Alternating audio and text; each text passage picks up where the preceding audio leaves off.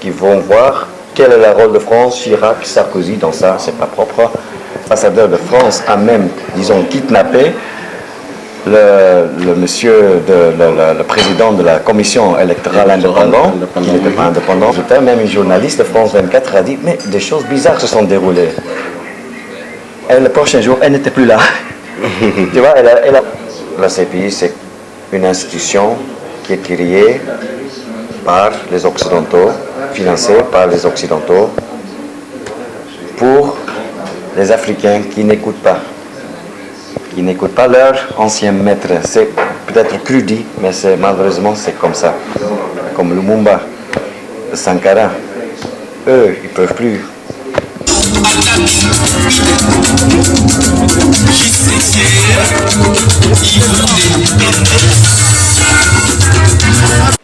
Chers téléspectateurs de Congo Yassika 1, vous tous qui nous suivez de partout dans le monde, je vous salue, je vous dis bonjour. Ainsi, aujourd'hui, il fera 6 ans, si j'ai bonne mémoire, 5 ans plus tôt, que M. Laurent Gbagbo, l'ex-président de la Côte d'Ivoire, fut arrêté et traduit en justice à la CPI. M. Gbagbo, qui a été pris de force par le rebelle, on les appelle plus les rebelles, au nom de M. Ouattara, qui est à la tête, qui dirige aujourd'hui, qui n'est plus rebelle. Comme vous le connaissez, dans le système africain, on est d'abord rebelle, après on devient le pouvoir. On est rebelle, on devient le pouvoir, et ainsi de suite, ça continue comme ça. C'est là, et partout en Afrique, au Congo, partout là où il y a des coups d'État militaires et normal, c'est ainsi que les choses se passent. Voilà. J'ai à mes côtés M. Johan, à qui je dis bonjour. Oui, Johan, vous êtes aujourd'hui l'un des partisans de la liberté, je dirais. Ouais. Mais comment vous allez? Ça va très bien, ça va très bien. Je viens de La Haye maintenant.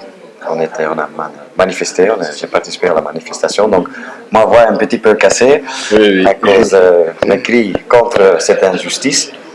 Donc c'était un moment très sympa, très bien, très fort, un bon signal encore donné pour je ne sais pas, le 10e ou le 20e ou le 100e fois. On est arrivé, on est parti, on a vu 1000 personnes là-bas, alors allez, plus de 1000 personnes étaient présentes. Donc voilà, maintenant je me trouve avec vous ici. Merci pour l'invitation.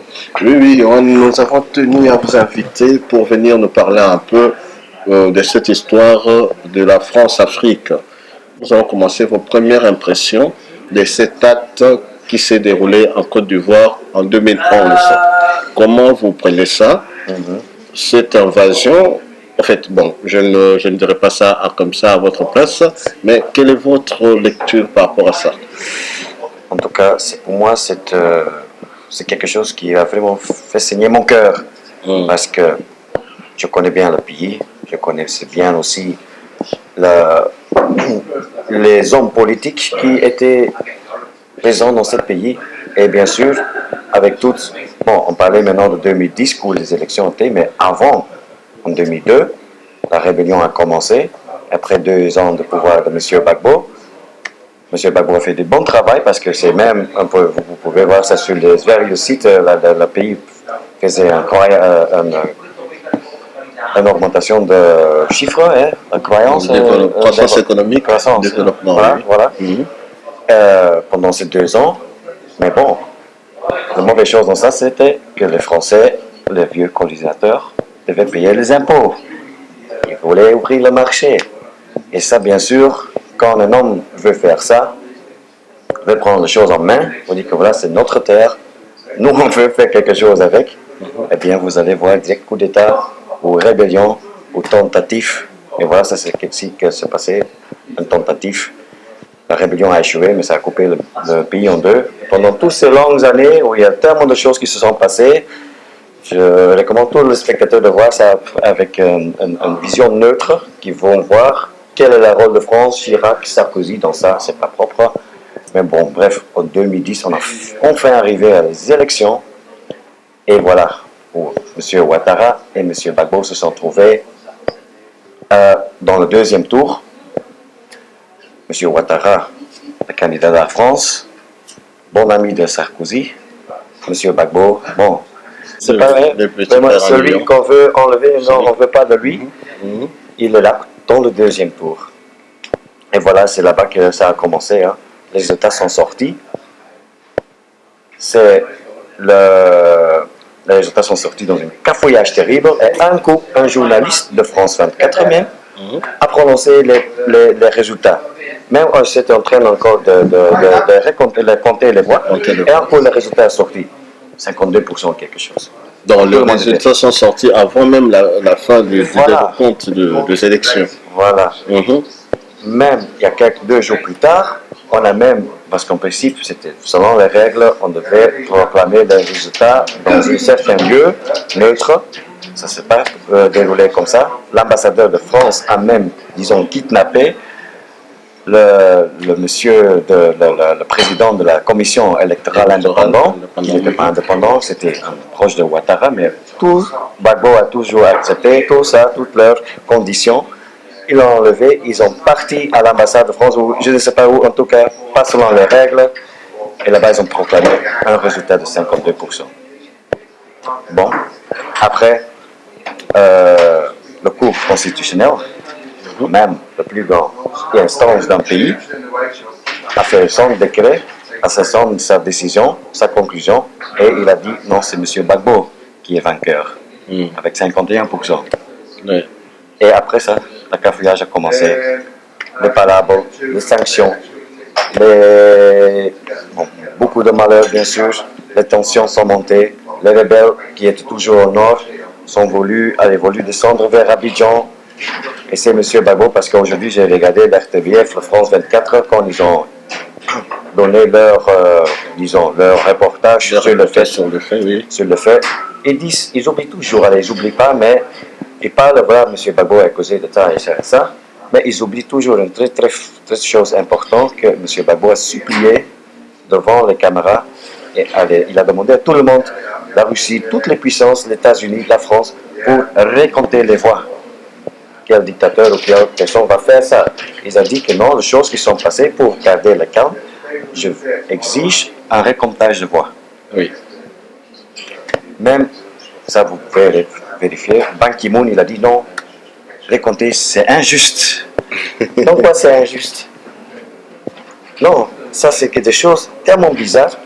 Même je me rappelle encore, vous pouvez tous vérifier, à la proclamation des résultats, même une journaliste de France 24 a dit mais des choses bizarres se sont déroulées. Et le prochain jour, elle n'était plus là.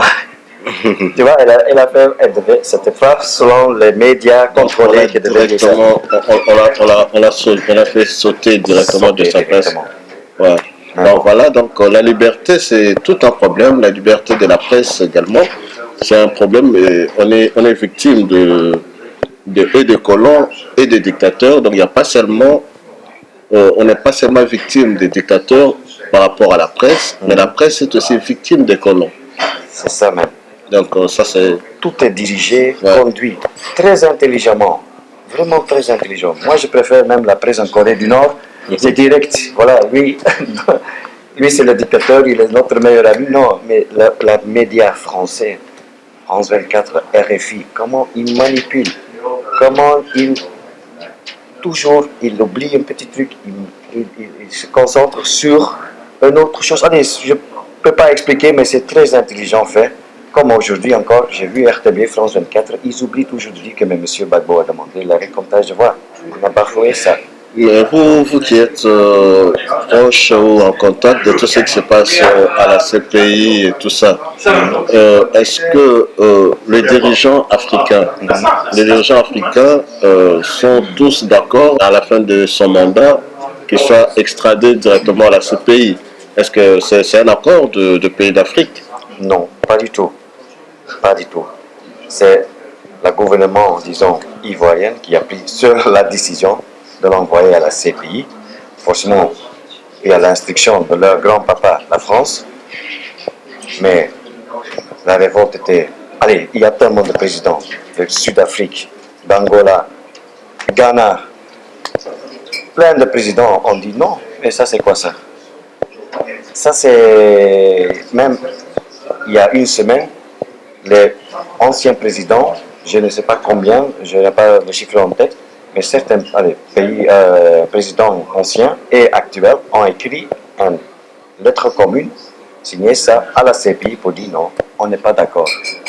Et la réponse, c'est laquelle? Est-ce qu'ils vont mettre fin à ça? Parce que Voilà. aujourd'hui, beaucoup de gens se disent que par rapport aux dictateurs qui sont en Afrique, les gens se disent que non, il se peut qu'à la fin de leur mandat, ils soient tous extradés à la CPI. Ça devient comme un bourreau même, je dirais, de pouvoir africain. Voilà.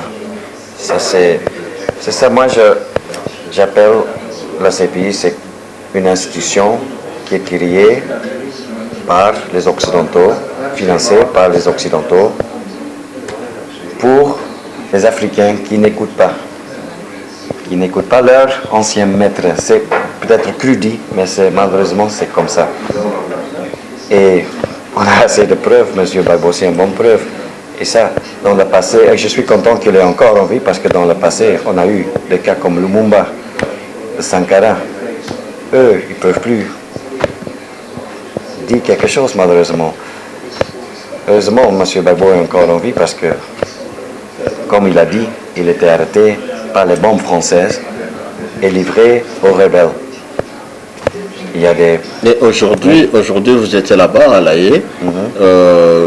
Comment ça s'est déroulé aujourd'hui? Qu'est-ce qu'il y a eu comme procès, comme début de procès, l'ouverture? Bon, aujourd'hui, c'était la journée de la procureure de l'accusation. Donc, ils ont, bien sûr, mis toutes... C'est vrai, c'est le mensonge. Je vais pas... Ouais, on dit que je suis partisan, donc je vais bien sûr être contre l'accusation, mais ça, c'est des choses, des propos farfelus, vraiment bidons. Et leur grande... disons, la file rouge de l'accusation était que M. Gbagbo ne voulait pas quitter le pouvoir après 30 ans d'opposition, qu'il ne voulait pas reconnaître sa défaite. Bon, c'est qu'il a demandé de recompter les voix. Hein. C'était toujours un démocrate, il a toujours fait la paix. Mais bon, c'est dans ce sens que l'accusation a appelé toute la journée. On a eu même des images de M. Gbagbo qui riait en fait de toutes ces accusations. Même la procureure, c'est la Gambienne Fatou Bensouda, elle a même osé, je trouve que c'est assez dangereux, mis l'aspect ethnie dedans, pour dire que non, les gens de Ouattara étaient poursuivis parce qu'ils venaient du Nord, qu'ils étaient musulmans. Ça c'est du faux. La Côte d'Ivoire, il y a 65 ethnies, donc un seul ethnie sera discriminé ou quoi? Non, ça c'est vraiment un plan que, bien sûr, les néocolonialistes ont toujours fait. Ils ont dans chaque pays africain, ils ont toujours pris un ethnie ou un tribu pour dire que voilà, vous êtes maintenant là, en charge, vous êtes maintenant, voilà, nos amis, nos alliés. Et vous voulez jouer ça dans ce sens aussi, qui est très dangereuse et qui est faux. Parce que je connais bien le pays. Nos voisins étaient même des Maliens. Les amis de la famille sont des Burkinabés. Toutes les ethnies se mélangent. Il y a tout le monde est ivoirien. C'est ce sentiment. Et c'est ça qui est très dommage. Mais M. Gbagbo Ali et nos gens aussi qui étaient là, on était en train de suivre en direct à la place où on était en train de manifester. Ça, on attend ça d'eux. On sait que maintenant, après tous les marches, tous ces 4 ans de comédie judiciaire, c'est un procès politique, donc on peut attendre de tout. Ils doivent, pour nous, le dossier est vide, mais bon, eux, ils doivent bien sûr mettre des choses dans leur dossier, donc si ce n'est pas la vérité, ils vont mettre les mensonges. Donc, mais aujourd'hui, en tout cas, à La Haye, avec les manifestants, plus de 1000 personnes. On va voir ça tout à l'heure, les images et les vidéos, les photos. Il y était plus de 1000 personnes. 9 cars sont venus de Paris.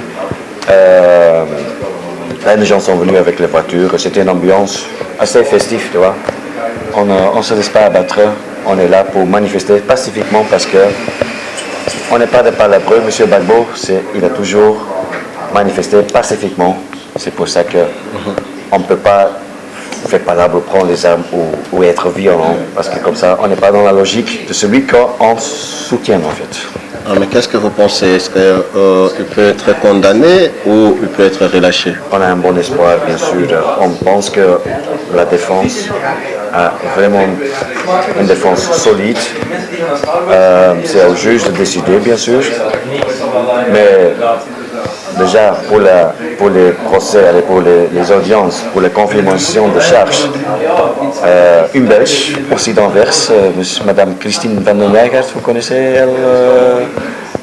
elle était aussi impliquée, donc elle était attente de juge pour confirmer les charges oui ou non. Elle a déjà elle a eu une opinion dissidente. Elle a bien, et je suis fier pour ça, parce qu'elle vient d'Anvers aussi, qu'elle a compris. Elle a dit non. Ces deux-là, Blé Gaudet et M. Laurent Gbagbo, ne méritent pas un procès, parce que le dossier est qui est étonnant, Charles Blé Gaudet, pourquoi est-il aussi arrêté? Pourquoi est-il jugé pendant, s'il s'agit des élections, il n'était pas candidat à la présidentielle. Oui. Il n'était pas candidat. Et qu'est-ce qui fait qu'il se retrouve là-dedans? Comme il était un grand partisan de M. Gbagbo, c'était un mobilisateur. On appelle ça la mobilisation avec la matala. Ils sont partis avec, et ça c'est pas de blague, vous pouvez voir ça, les manifestations pendant la crise. 1 million de personnes étaient rassemblées au centre. Et il est venu avec son matelas pour dire qu'on va dormir ici. On va dire ils vont dire la vérité sur les élections. Et bien sûr, il a dit qu'il était avec un truc patriotique. Il a dit qu'on ne va pas laisser notre pays s'arracher. On va se battre, on va ce truc. Et ça, bien sûr, ils ont mis hors de contexte pour dire qu'on va se battre et on va faire la guerre. Qui est donc totalement faux, parce que c'est la résistance aux mains nues. Et bien sûr, ça, ils vont prendre ça aussi comme aux mains nues, on va se boxer. Non, aux mains nues, on va rien faire, on va faire ça, on va démocratiquement. Voilà, démocratiquement, pacifiquement. Voilà. Donc, pour toute une dernière question, pour un peu clore ces instants, Monsieur Yohan, tout Africain connaît que nos pays africains sont souvent victimes de dictatures. Mais aujourd'hui, vous avez pris le courage de dire que Gbagbo n'était pas un dictateur. Pensez-vous vraiment être honnête à ce point-là? Oui, très honnête. Un petit exemple, à l'épreuve, c'est que quel dictateur peut rassembler à chaque audience plus de 1000 personnes, plus d'une mobilisation comme ça. Je crois que, pour prendre le cas de Burkina, M. Compaoré, qui était longtemps l'ami de la France, qui était aussi impliqué dans la déstabilisation de la Côte d'Ivoire, si on va l'envoyer à l'arrêt, je crois qu'il y a 5 personnes qui vont venir peut-être. Mais M. Gbagbo, il a toujours toujours pacifiquement, démocratiquement. Il a créé le multipartisme, il s'est toujours battu pour le multipartisme, parce qu'avant en Côte d'Ivoire c'était parti unique. C'est à cause de ces manifestations, ces marches, il a tout marché tout le pays pacifiquement pour réclamer le multipartisme. Mais je ne vais pas rentrer en détail parce que si je dois raconter la vie de M. Gbagbo, on est encore jusqu'à demain. Exactement. Mais un mot peut-être sur Simone Gbagbo. Oui. Elle aussi, elle est traduite en justice. Oui. Que pouvez-vous dire sur elle? Un petit mot. elle, C'est une femme qui a été violentée par des militaires et tout ça. C'est que nous avons vu dans des images, des nus d'eux. Oui. Donc, qu'est-ce que vous avez à dire par rapport à Simone Gbagbo? que c'est très malheureux, c'est incroyable que ça peut se passer comme ça, où les respectent. C'est quand même une femme de président qu'on a mis comme ça, qu'on a humilié comme ça, juste parce qu'elle est avec son mari, parce qu'elle croit aussi dans la vision de son mari qu'ils ont gagné des élections.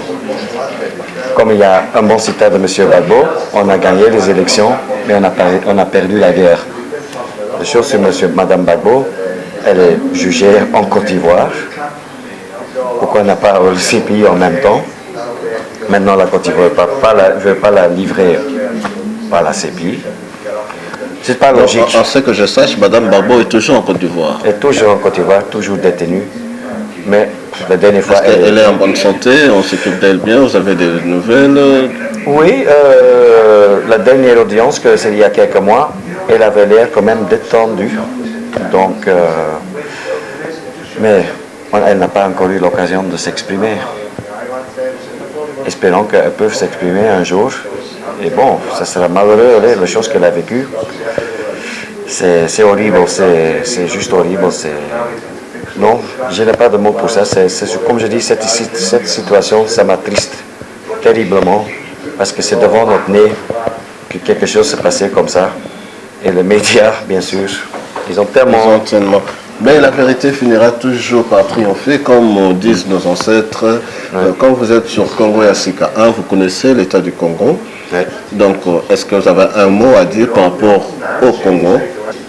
Aujourd'hui, je dois dire qu'on avait, je crois, une délégation de vingtaine ou de trentaine de Congolais qui ont manifesté avec nous, qui sont un peu dans la même situation, parce que la démocratie, malheureusement, n'était pas encore respectée aussi au Congo.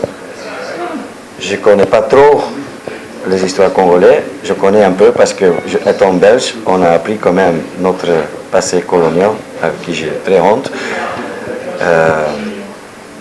Mais j'espère que les Congolais, et j'espère que tous les Africains, mais les Congolais vont se mettre debout comme une personne.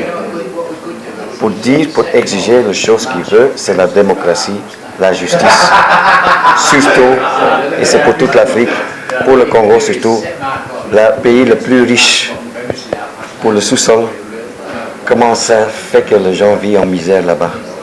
Ça, c'est quelque chose que je suis peut-être trop bête pour ça, mais c'est quelque chose que je ne peux pas comprendre. Et pour ça, vous n'êtes pas trop bête. Vous n'êtes pas trop bête. C'est quelque chose qui étonne tout le temps, qui étonne tout le monde. Donc voilà. Donc je dirais comme ça, merci, Johan, d'avoir répondu à notre invitation. On invite encore prochainement pour continuer la suite de cet élément de procès de M. Laurent Gbagbo à la CPI.